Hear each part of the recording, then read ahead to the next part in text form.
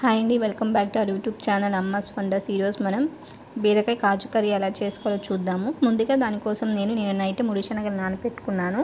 అదేవిధంగా ఒక బీరకాయ తీసుకున్నాను, ఆనియన్స్, కొబ్బరి, సోంపు, అలాగే జీడిపప్పు కూడా తీసుకున్నాను. 1 టేబుల్ స్పూన్ అల్లం వెల్లుల్లి పేస్ట్. ముందుగా మిక్సీ జార్లో మనం నైట్ నానబెట్టుకున్న ముడి శనగలను వేసుకొని వాటితో పాటు కొబ్బరి, సోంపు వేసుకొని బాగా పేస్ట్ చేసుకోవాలి.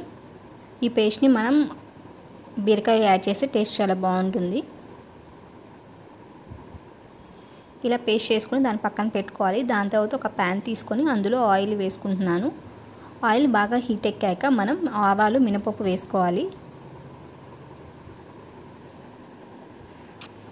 ఇలా ఆవాలు, మినపప్పు రెండు వేడెక్కాక మనం ముందుగా పెట్టుకున్న కాజూస్ అలాగే ఆనియన్స్ కూడా వేసుకొని వేయించుకోవాలి.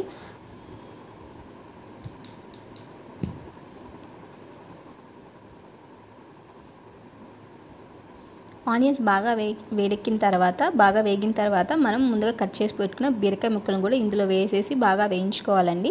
సో మా ఛానల్లో వీడియోస్ మీకు నచ్చినట్లయితే మా ఛానల్ లైక్ చేయండి, షేర్ చేయండి, కమెంట్ చేయండి, అలాగే సబ్స్క్రైబ్ కూడా చేయండి. మరిన్ని వీడియోస్తో మీ ముందుకు వస్తాము. ఇలా బాగా కలుపుకుంటూ బాగా వేయించుకోవాలి బీరకాయని.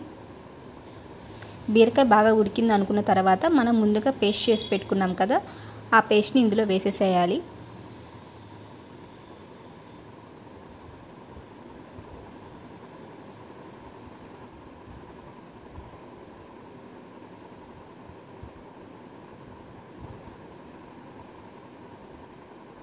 ఇక్కడ ఆ పేస్ట్ని యాడ్ చేసి క్లిప్పింగ్ మిస్ అయిందండి. సో నేను ఇక్కడ పేస్ట్ని యాడ్ చేసి దాని తర్వాత కొంచెం వాటర్ వేసి ఉడకపెట్టుకుంటున్నాను.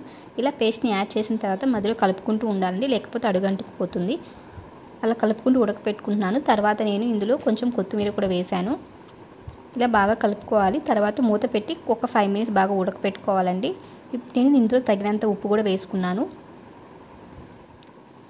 అంతే అండి, ఇలా ఉడకపెట్టుకున్న తర్వాత వేడి వేడి బీరకాయ కాజు కర్రీ రెడీ అండి.